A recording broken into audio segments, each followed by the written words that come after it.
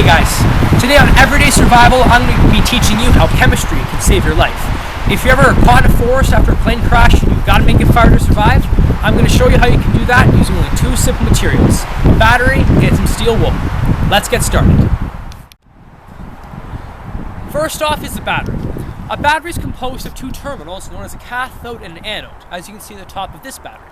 A battery creates electricity through a redox reaction which occurs when these two terminals exchange electrons inside the battery. The battery takes this energy and converts it to electrical energy, and that's how a battery works.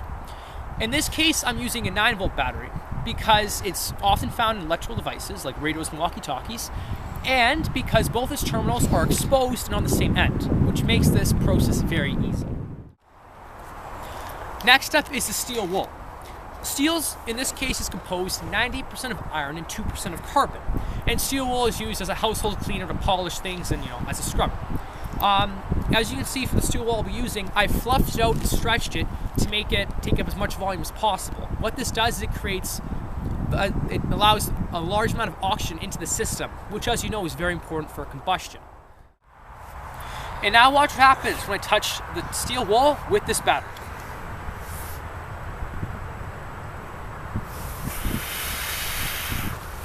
It's working.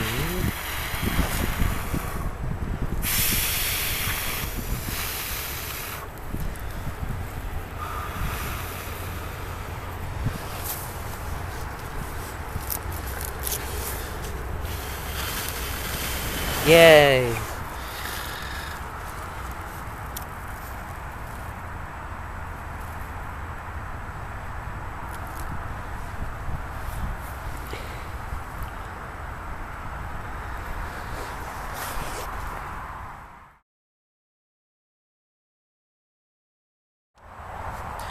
So as you can see, I took the steel wool and I touched it with the battery.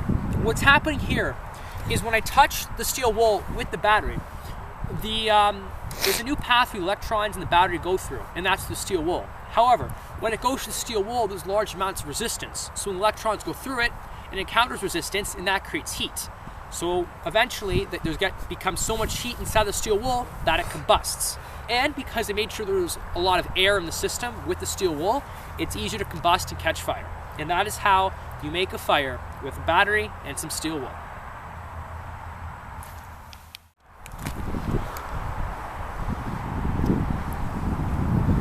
But be very careful with the way you store these two materials.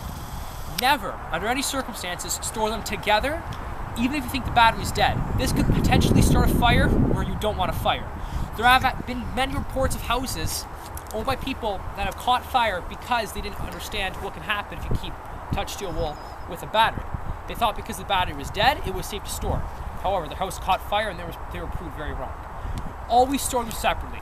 And as for the 9-volt battery, always store it in an insulated container, and be sure that you never leave two of them touching terminals together.